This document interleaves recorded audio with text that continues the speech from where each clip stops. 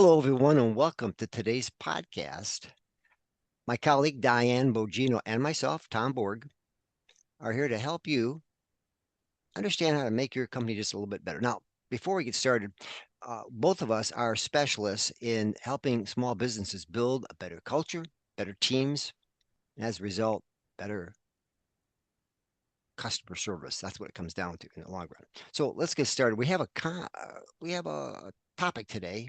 We'll have more in future podcasts, but today's topic that we want to tackle is creating a culture that is agile, engages, prizes accomplishments, and reduces turnover. So if that's something that is of a concern to you in your small business, then you're at the right place with the right people. So let's get started. So, Diane, when it comes to this type of challenge that a lot of small businesses are facing today, what are some of your thoughts on this?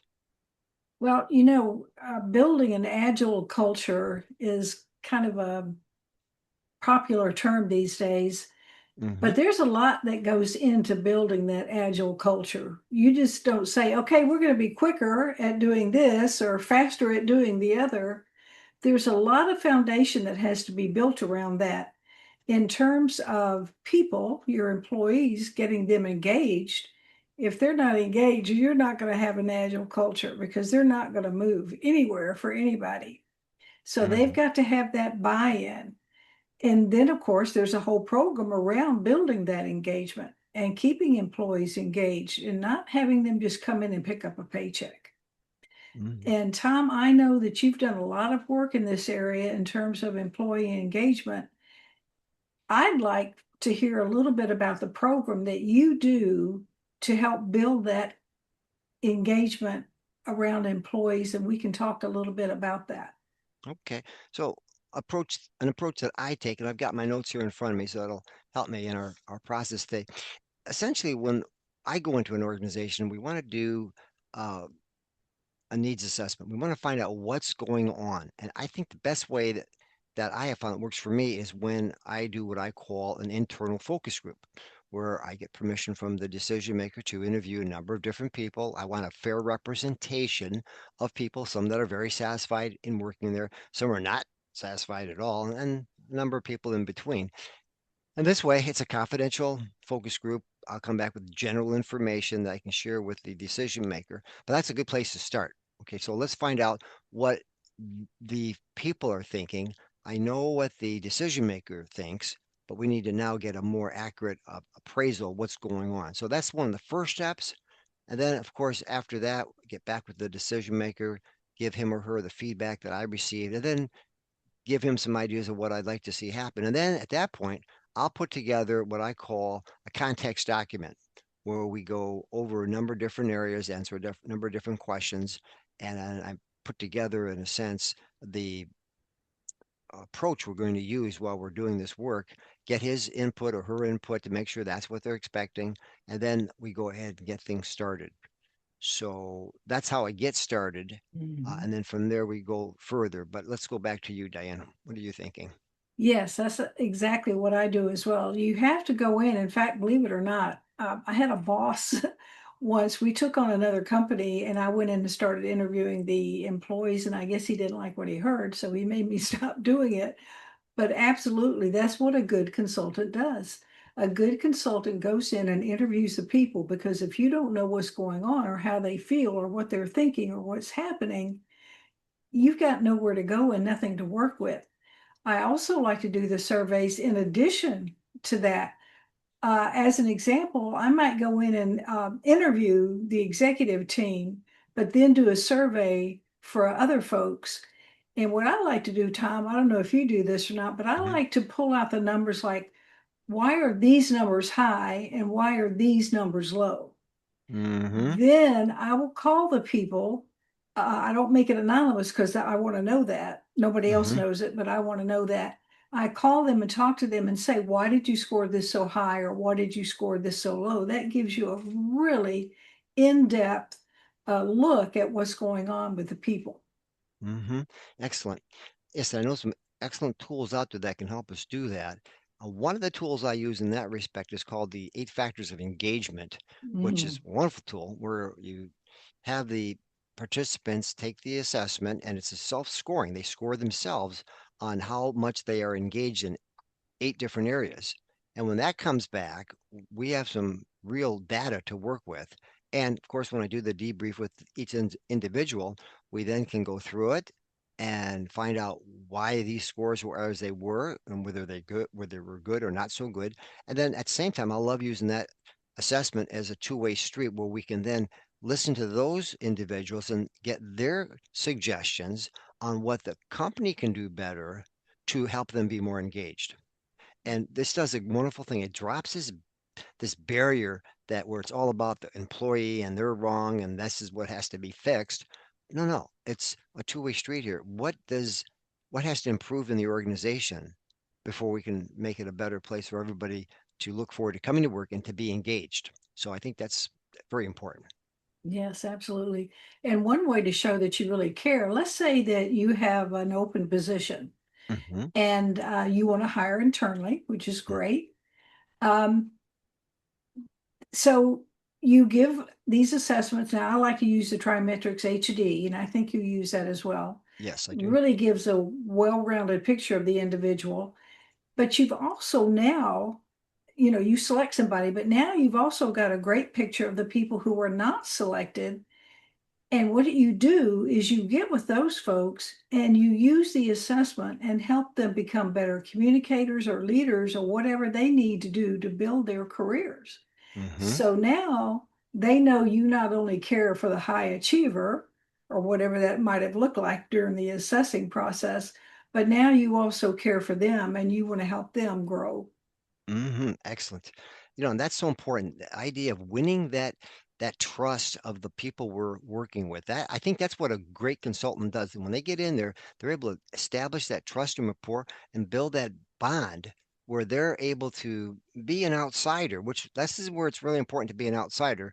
So you're coming in a neutral way and you're able to hear both sides and then dispense good coaching, good consulting. And when they sense that that's why you're there, you're not there to represent the boss, but rather there to just help everybody create a win-win situation. That's when we really get, I think, some real traction in the organization. Absolutely, that's for sure. The another part of having an agile culture is the reward process. There's so many companies that just stress when people do something wrong. Hmm. Organizations need to have their managers go around the company and catch people doing something right and acknowledge that right then and say, hey, Ralph, I really like the way you handled that customer just now or that guest or whatever it might be. I thought you did a good job of calming them down and getting them satisfied and getting them what they need. Bam. That's just makes a big, big impact with that employee. Absolutely. When it happens in the workplace where people actually are praised, given recognition, rather than a finger being pointed at them or catching them when they're doing something wrong, that's really what it's about.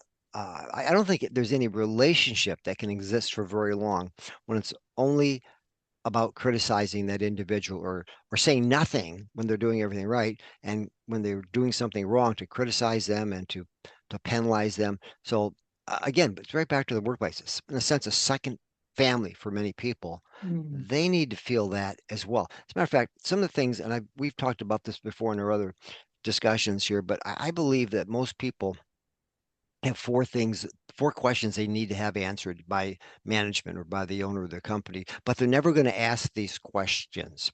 Now, this came actually from a survey that was done by Delta Airlines some years ago when they were doing a survey of their customers. But if you think about it, you look into this, it's really basic psychology of what you and I want and every one of our employees need and want. So here are the 4 questions. I'll share them with you and kind of just explain them briefly. So the first question they have, again, they're never going to ask you this question, but they do want to know the answer. First question, do you like me? Does that sound simple? Sounds simple, Yeah, yes. yeah. I mean, what do I mean by, well, does your boss smile at you when you come in the morning? Does he use your name? Hey, does he remember your name, right? Does he call you by the proper name? But, I worked at a company years and years ago where the owner would call everybody by their last name. So, you know, Mm. people didn't like that. They wanted someone to call them by their first name, for heaven's sakes. Remember, like I think it was Dale Carnegie had said that the sweetest, most important sound in any language is the sound of that person's name, pronounced correctly. Okay, Of let's put course. it that way. Well, so other things they could do, you look at the person when you're talking to them. Are you so busy that you're typing away on your computer and not looking at that person, giving them your undivided attention? Second question they have is, do you care about me? So a lot of ways we can show people that we care about them. One, for instance, would be, do you know anything about them personally? Anything about their hobbies, their family? Do they have kids? How old are the kids? Do you know their birthdays? I mean, these are things people care about. And if you can demonstrate an interest in those things, that's how we can show people that we really care. And it has to be sincere, right? And it's not just Mm. doing it to check a box. Uh, do you talk about the future of the company? And how does that include me as an employee? These are questions people want to know the answers to. A third Right. question, can I trust you? Now, people say, oh, of course they can trust me. Well, there's a lot of ways we can build mistrust. One, do you return people's phone calls or emails? Or do you just kind of put a silent wall where you never say anything unless something goes wrong? Another one here is, are you accessible? Are you just, you never see the guy, or he shuts his door and he never comes out? This is not good for building the kind of engagement and security, if we want to call it that, of people feeling like they're in a place that they belong. That's so important. The last question is, do you know what you're doing? That's the question they have for us as for the business owner. Do you know what you're doing? Which means, is this person stay current? Are they running from this concept of AI? Right? Are they? Uh, do they take classes? When they bring in an outside consultant that does training, do they attend those sessions? Right? Or are they too good not to be in there? Right?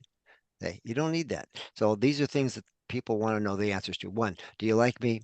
Do you care about me? Can I trust you? And do you know what you're doing? So Mm. it's basic Yeah. things that people need to know. Let's turn it back to you, Diane. I've done enough talking for now. Go ahead. Well, you made some great points, though, about transparency, for one, Mhm.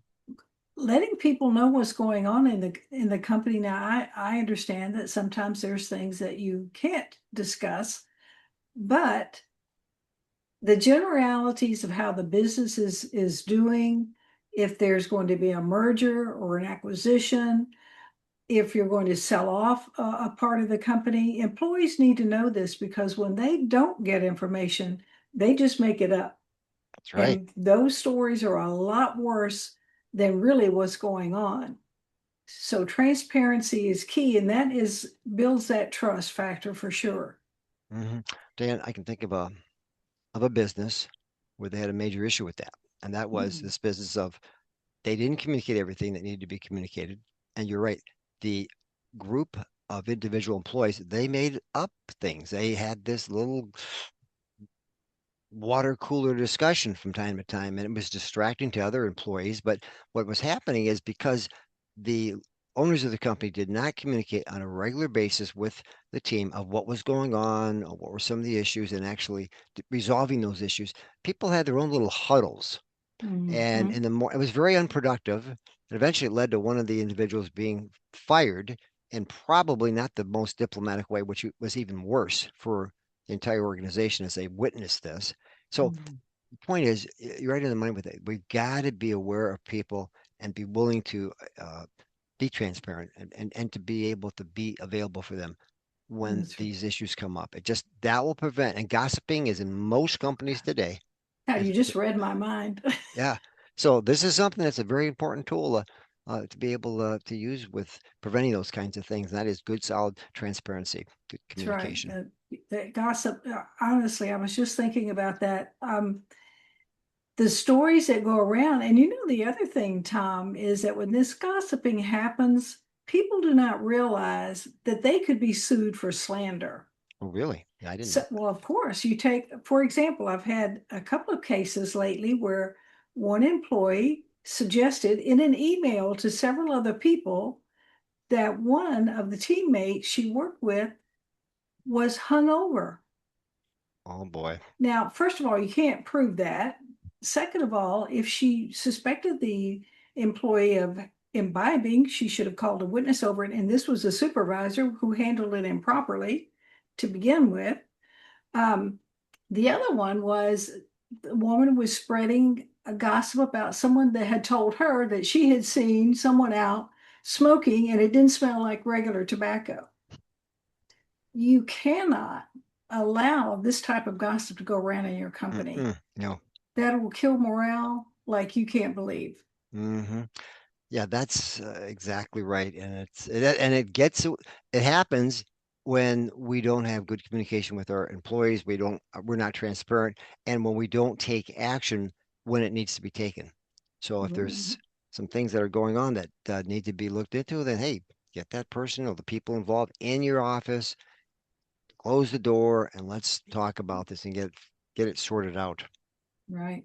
I was working with a company once that took over another company and they did not do the orientation or do the introductions or anything. And the gossip going around was that this new company would not allow anybody to have any PTO. Mm. Oh Now, boy. first of all, no company's going to do that who's in their right mind, right? Right, right. But that's what happens. I mean, it goes to such levels that it's unbelievable. That's right. And if it's repeated enough, people start to believe it, right? Yes, people We've love seen it. that. That's why people watch the news for the bad stuff, right? Oh yeah.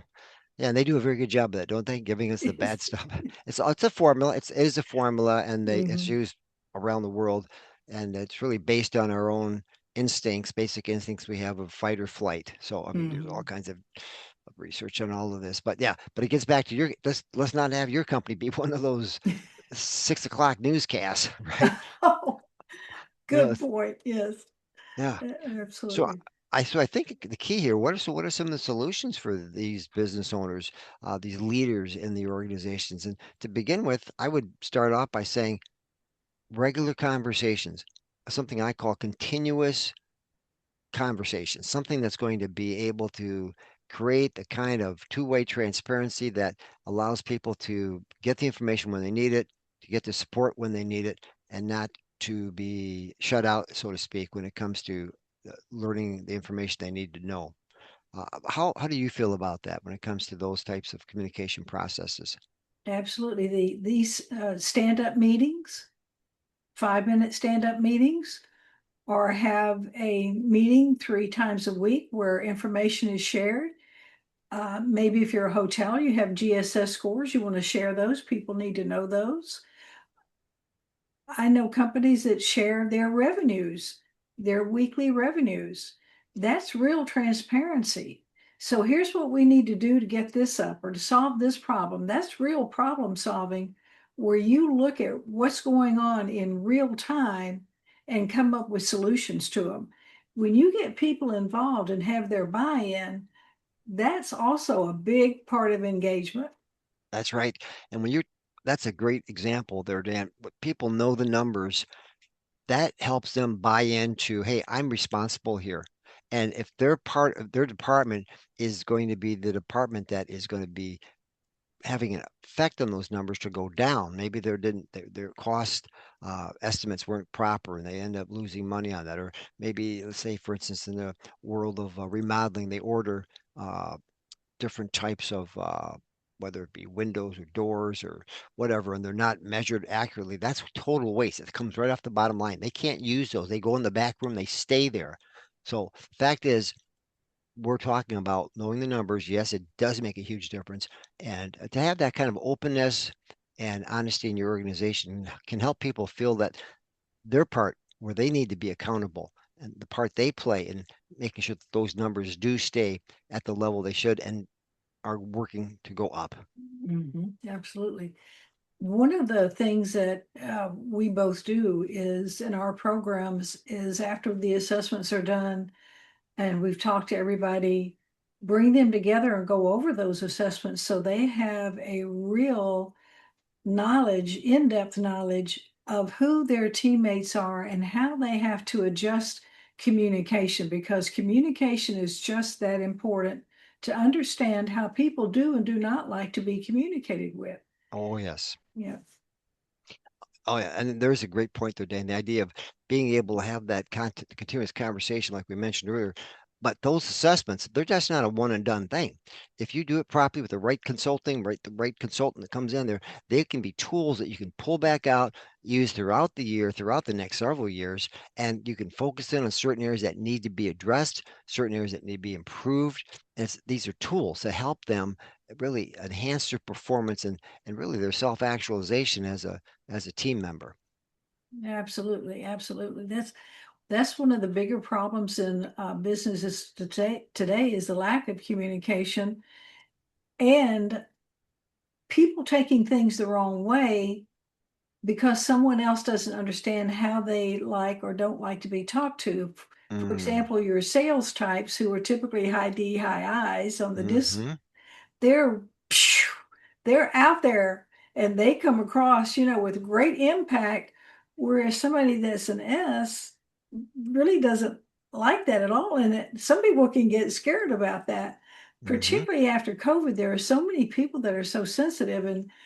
And Tom, I'm going to make a confession here. I'm going to go like, get over it, but I have to understand that it really has affected people. Different things affect different people different ways. mm-hmm, And we have to be understanding about that. Of course, we can't stop our company or stop working because someone has an issue, but we help them solve that problem by providing EPA programs, somebody they can go talk to, do coaching and counseling. And that's another pet peeve of mine is not training supervisors right from the get-go how to coach and counsel people. mm-hmm. And if they had the tools that we have, they could do a much better job, much quicker. Absolutely. Yes, we talk about those tools like the emotional quotient. That Mm, is such a powerful tool in helping people just be that much better of a leader. They showed that in the last 5 years, when we had this COVID era that hit, the companies that did the best and were the most profitable and most successful were the ones that had the leaders in the organization that had high EQs, or high emotional quotients. So this is something that's not just made up. It is very true. It is it's something that it's a skill set that can be developed. And that's the nice thing about EQ is that mhm, it's something that can be developed. It can grow with the right coaching. So that's really what it comes down to is if we need to have the right tools. That's what's important. Have the right tools in place that can help your team members or your leadership team be able to solve these problems. That's when we're really making a difference. It's like someone said the other day, if all you have is wood and a hammer, it's not going to work if you're going to try to cut that wood. So a yeah. little bit of an update on the old hammer and nail. The heck, got to be current. But you make a good point about the communication because it really, really is important. And people need to take a better understanding of each other. And the EQ is certainly important. None of us jumped out of our mother's womb knowing what we know. In other words, Tom, the solution and the hope is that everything can be taught. Hmm. Now, maybe great customer service or the ability to be out there and be on a stage is not all that easy, but people do learn that. I was Hmm. extremely shy and wound up as a paid speaker. So it can be done. If I can do it, anybody can do it. Hey, Diane, that makes two of us. I'll tell you about the first speech class I ever had. It was a failure. So, But well, weren't you with Dale Carnegie? that's where I really learned how to speak. Absolutely. All the years I spent there learning, through the classes I took in the beginning, but then eventually started teaching it and representing them. But yeah, you're right. And that's a great example. We can learn. We can, and there's some things we're better at than others for sure. I'm sure. But that's where it's important to have people matched to the proper position within their organization and then build on those skill sets and provide them with Mhm. what they need to grow and to develop even further. And if you find out maybe they're not in the right position, okay, let's look around. Where else can this person play a role and tap their talents, tap their strengths? And that's where a good assessment can help out as well. Oh, yeah. Finding out where their motivators are, where their uh, the type of behavioral style they have that can allow them to shine in the position that they're in. Right. So That's the absolutely. beauty of these assessments is that the person, the respondent, puts that information in themselves. So there's nobody, making up stuff or trying to skew stuff. I mean, people can, but we find out about it if they try to mess up the Hmm. assessment. But That's right. the information comes from the respondent, Hmm. and everything in those assessments can be trained. Hmm. Which leads me to another point where if a company's cutting back, the first thing they want to do is send that trainer home. Mm. Big mistake. Oh yeah. The training is really important. And there's so many companies today that have a plethora of their training online. And some companies are really great at holding other companies in that organization or offices accountable for the training. In other words, they'll send out reports every month. So and so hasn't taken this training. Mm. So and so has. And so it's up to some individual to hold these people accountable. And there's different ways you can hold an in-person training. You can do a Zoom training. For example, if there's different shifts in the company, Hmm. say you have bartenders that work at the night, then you can hold a Zoom in the afternoon before work. Make Hmm. it easy for people to attend trainings, but training is really important. It's vital. It's vital. And anyone that thinks that it's not, well, I have to look at their bottom line. All right, we're just about out of time here. So, Diane, what would be one of the main things you'd want our listeners to take away from today's podcast? What's one bullet point or one aha that would really hit home? There are solutions for any type of problem within an organization. And you and I have the tools to help reach those solutions and reach them quickly. Absolutely. And I think to add to that is that I think the key is their best investment. Any business owner, as long as they realize their best investment is their team, is their Absolutely. people. If they Yes, recognize that, then yes, you've got an investment that can grow and be willing to invest in them, and the payoff will far exceed the amount you've invested. that's So, right. You so can't run a company without good people. that's right. Now, if you'd like to get more information on our services here, Diane, why don't you just give us an email or a website address that people could reach out to you if they decide to do that? Right. The website is www.performstrat.com. My email is diane@performstrat.com. And my personal cell is 404-277-1449. I'd be happy to speak with anybody. Could you repeat that phone number one more time, just in Okay. case? The website is performstrat.com. My email is diane@performstrat.com. 404-277-1449. And I don't know about you, Tom, but I'm willing to give anybody a 30-minute complimentary consultation. Absolutely. I do the same thing. Just for the audience to tune in. So my name is Tom Borg, B-O-R-G. My website, www.tomborg.com. And you can reach me at my email, which is tom at is it tomborg.com. That's what it is. Tom Borg. You can do that. Made it real easy. And then, of course, the whole cell phone number, 734-812-0526. 734-812-0526. So with that, I look forward to coming back with Diane, and we're going to do some more of these podcasts. Hopefully, you'll come back and tune in. We'll look at some of these other topics that are out there for small businesses and help them grow their business. So, talking to you, the listener, we encourage you to come on back. We'll be having plenty more to offer to you. Diane, anything else you'd like to say? Thank you, Tom. I appreciate it. Thank you.